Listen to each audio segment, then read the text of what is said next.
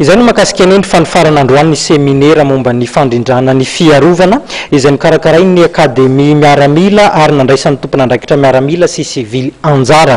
Misy ny fanamby lehibe izay napetraka mba atongavana any amin'ny dingana ambonimbony kokoa. Ny ananan'ny Madagasikara politika fiarovana manara-penitra mifanaraka amin'ny zava-misy eto an-toerana sy any ivelany ary mamaly ny etaetan'ny vahoaka no fanamby napetraky ny akademia miaramila tamin'ny fikarakarana ny seminaire nandritry ny 2 andro no tanterahana teny amin'ny CMS Sonerana. Ny paika rehetra ilaina amin'ny famolavolana ny politika momba ny fiarovana no nozaraina tamin'ny mpandray anjara tamin'ny fivoriana. Tapitra androany ny seminaire mikasika ny management ny défense.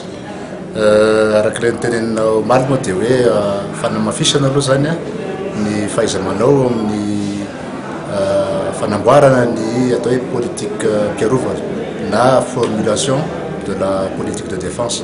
Araka ny fantatsika ny politique de défense na hoe politique piarovana dia politique anankiray anatin'ny politique ankapobeny fanjakana.